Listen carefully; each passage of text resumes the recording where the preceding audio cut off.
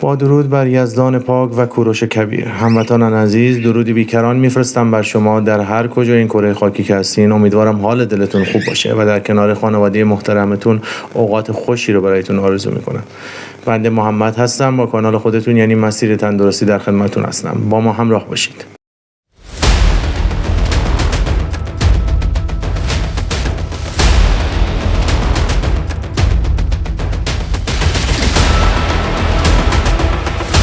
عزیزان دل، امروز میخوایم در مورد یک موضوع بسیار مهم و حساس باهاتون صحبت کنیم.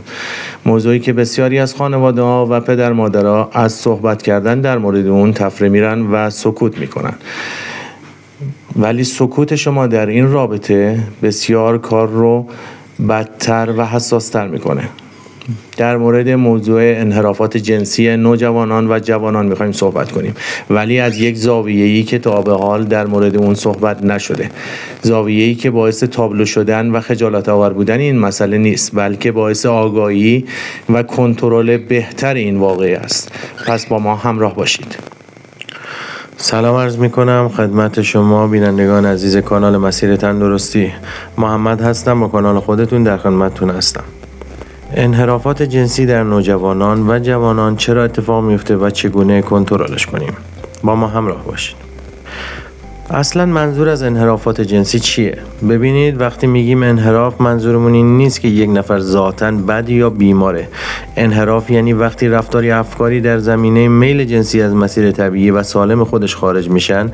مثلا وقتی یه نوجوان به خاطر کنجکاوی، فشار روانی یا نبود آموزش درست به راههایی کشیده میشه که براش آسیب زننده است، چه از نظر روانی چه از نظر اجتماعی.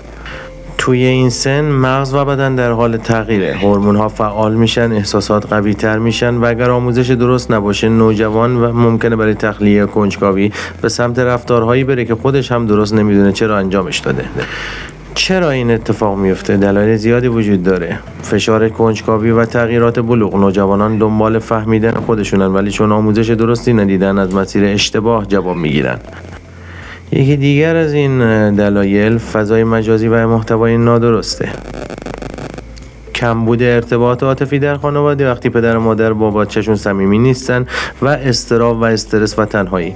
خیلی از رفتارهای نادرست در واقع راه فرار از اضطراب و تنهایی و بی‌ارزشی هستند. نقش خانواده و جامعه در این باره چی هستش؟ بزرگترین اشتباه خانواده اینه که وقتی فکر میکنن اگر درباره مسائل جنسی حرف نزنن بچه خودشون چیز یاد نمیگیره، در حالی که واقعیت اینه اگر والدین آموزش ندن اینترنت آموزش میده. ولی با چه کیفیتی، با چه محتوایی ممکنه که ذهن بچه رو منحرف کنه و باعث ترس یا تصویر غلط از رابطه بشه.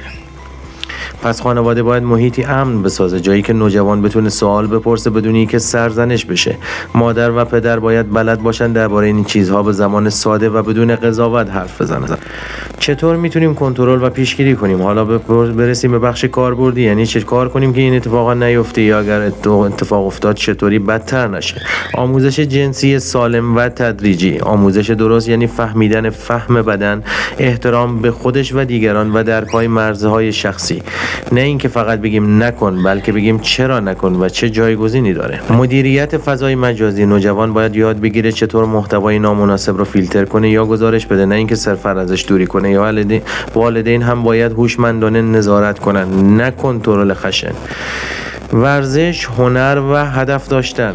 انرژی جنسی در نوجوانان خیلی بالاست. اگر تخلیه سالم نداشته باشه تبدیل به رفتار ناسالم میشه. پس داشتن سرگرمی، ورزش و موسیقی یا هدفهای شخصی واقعا نجات دهنده است. راه بعدی مشاوره و صحبت با متخصص هست. هیچ ایرادی نداره که نوجوان یا خانواده از مشاور کمک بگیرن. برعکس این نشونه آگاهی، شجاعته، نه ضعف. و در نهایت باید بدونیم که هیچ کس کامل نیست. اگر خطایی پیش اومده مهم اینه که در مسیر اصلاح و رشد باشیم. نوجوانی یک دوره حساسه، اما اگر آگاهی، گفتگو و حمایت وجود داشته باشه میتونه تبدیل بشه به یک دوران طلایی شناخت خودت. پس به جای قضاوت باید یاد بگیریم بفهمیم، راهنمایی راهنمایی کنیم و حمایت کنیم.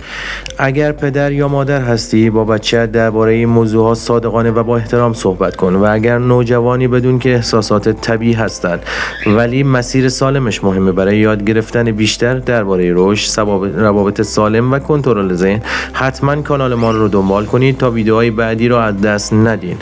ممنون از شما عزیزان که تا این لحظه ما رو تحمل کردید.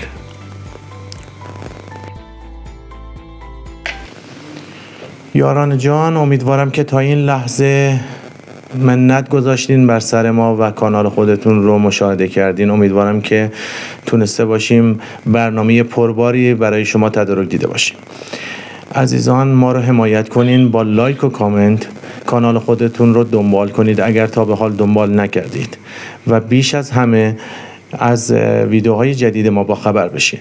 ممنون از شما که تا به این لحظه ما رو تحمل کردید. تا درودی دیگر، بدرود.